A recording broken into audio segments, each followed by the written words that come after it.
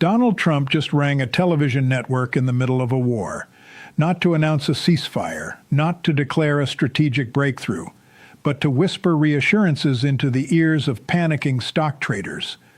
One phone call, one vague remark about how the Iran war is pretty much complete. And just like that, the S&P wiped out its losses for the day. Oil prices that had been hurtling toward $115 a barrel suddenly dropped 30%. Two entirely different realities running on the same clock. On one side, the Secretary of Defense is telling 60 Minutes that this war has only just begun. On the other, the President of the United States is telling CBS it's pretty much done. One government. Two completely contradictory messages. And behind both of them, a phone call with Vladimir Putin that should make every single person watching this deeply uneasy. In the next few minutes, I'm going to show you exactly what just happened. Why the administration's own words expose contradictions they cannot hide. And why the geopolitical ground beneath your feet shifted today in ways most people haven't yet processed. Imagine you hired a builder to renovate your home. He tells you the job will take 5 weeks. 6 days in, he rings you and says, pretty much done. But when you call his site foreman, the foreman says, we've only just started.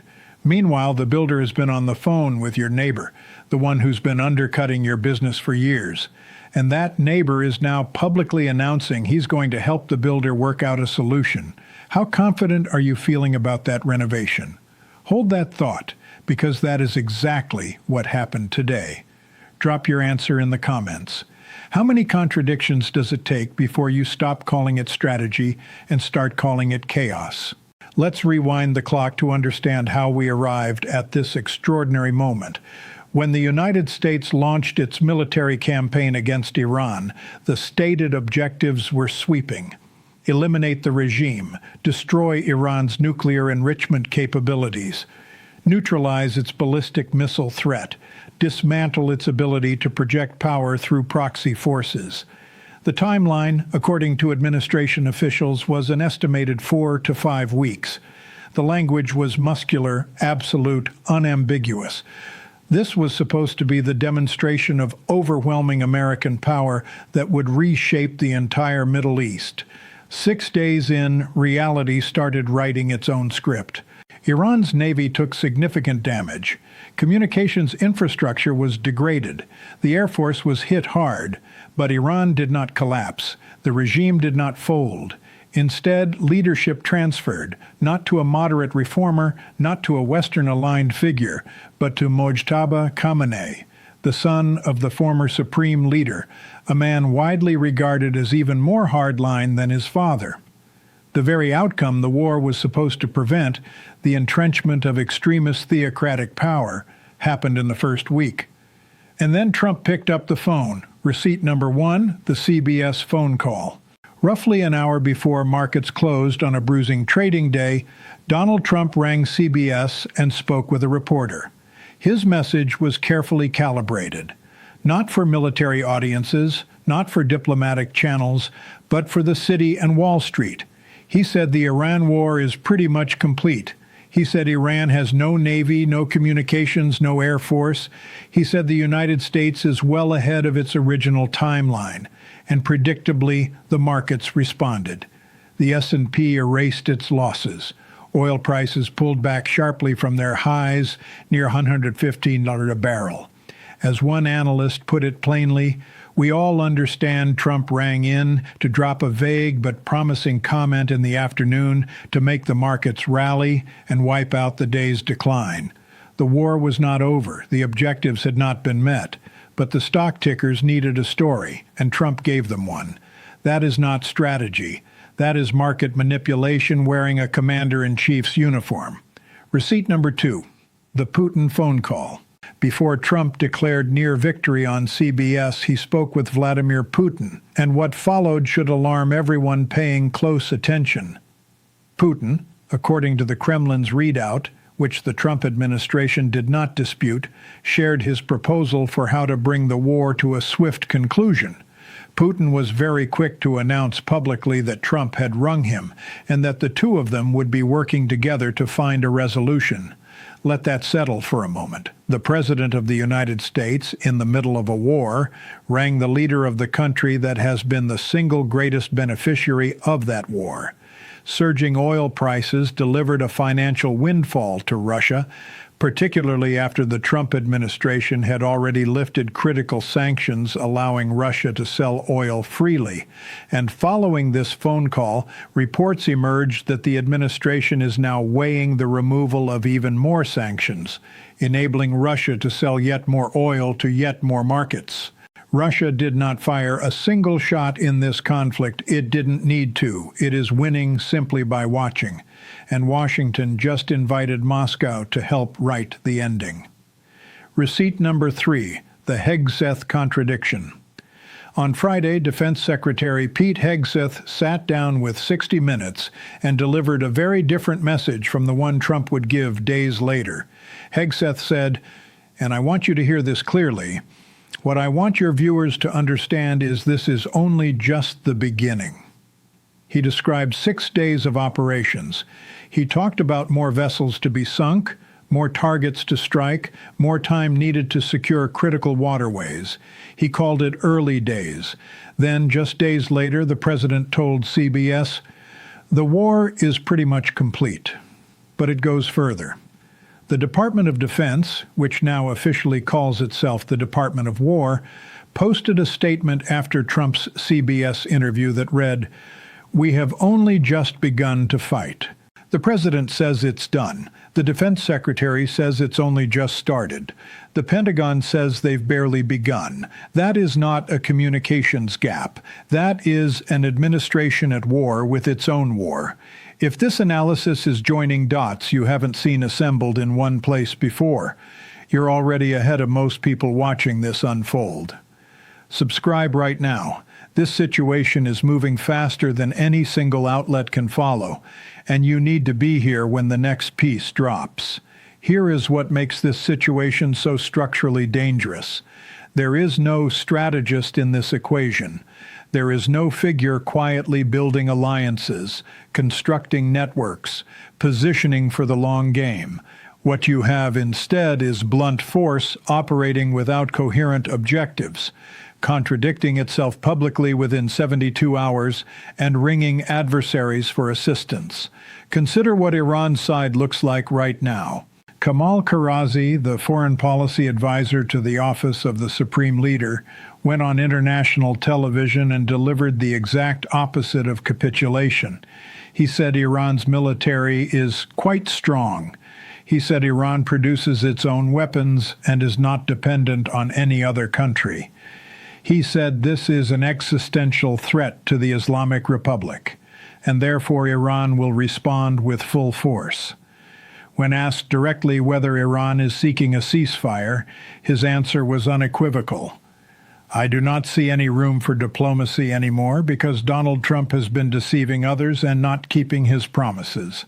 Meanwhile, Trump described the entire war as a short-term excursion at a Republican retreat held at his own resort in Doral, where members of Congress are spending money on hotel rooms at Trump's property while their Article 1 duties go unattended. He made missile sound effects with his mouth. He called the Iranian people quite nasty. He called Chuck Schumer a registered Palestinian. He claimed that within a week Iran was going to deploy nuclear weapons across the Middle East.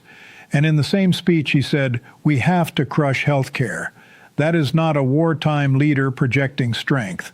That is a man performing confidence while the architecture crumbles around him.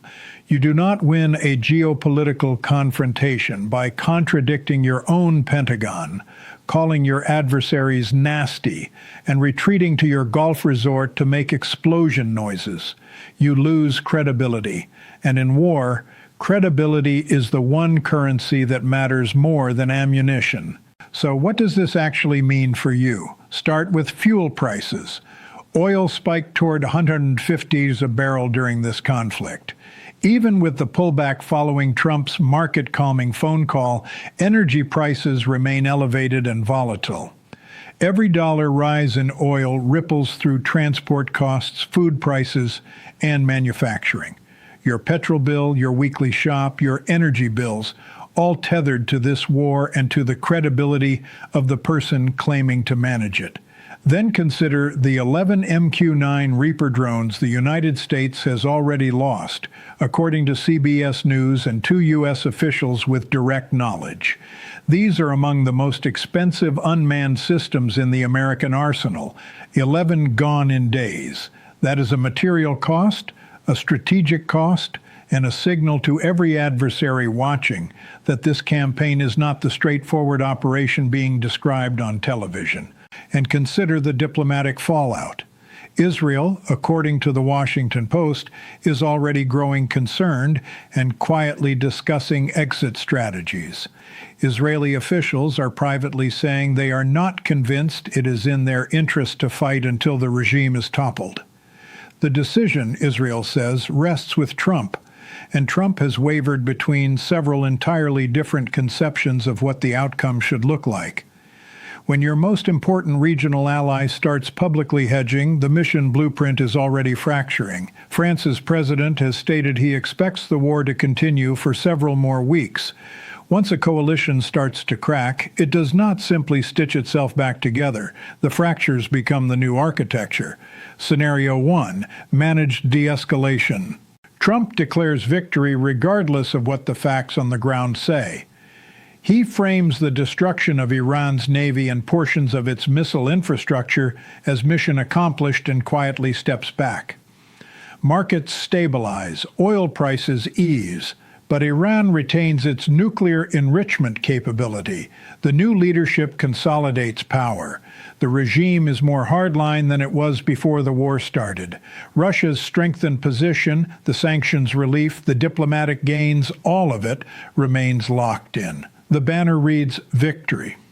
The reality is a stalemate in a dinner jacket. Scenario 2, escalation spiral.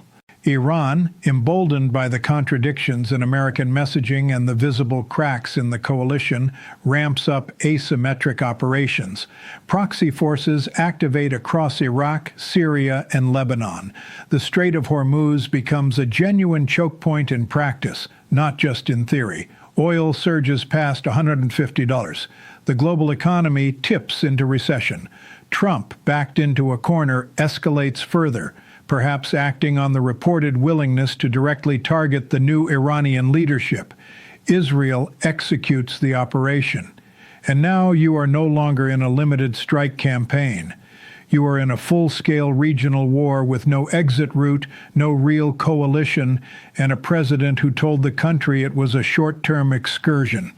This is the scenario nobody wants to name out loud, but everyone in the Pentagon is quietly planning for. Scenario 3, the Putin realignment. This is the one that should concern strategic thinkers the most. Trump, unable to find his own way out, grows increasingly reliant on Putin to broker a resolution. Russia, having already profited enormously from elevated oil prices and reduced sanctions, positions itself as the indispensable mediator. Putin extracts further concessions on Ukraine, on sanctions, on European security architecture in exchange for helping Trump save face in Iran. The war ends not because America won, but because Russia decided it was time to collect its payment. The new geopolitical reality becomes one where Moscow holds more influence over Middle Eastern outcomes than Washington, not through military power, but through leverage. You do not need to fire a shot when the other side keeps handing you the keys. The gap between the stated objectives and the actual outcomes in this conflict has already passed the point of credibility. The administration said regime change. The regime changed to someone worse. The administration said eliminate the nuclear threat. The nuclear infrastructure remains. The administration said Project Strength. The Pentagon contradicted the president within 72 hours. The administration said America first. Russia is the biggest winner so far. Even if this war ends tomorrow, the lessons have already been absorbed by every government, every military, every intelligence agency on Earth. The lesson is this: American strategic communication cannot be relied upon to stay consistent from one Friday to the following Monday.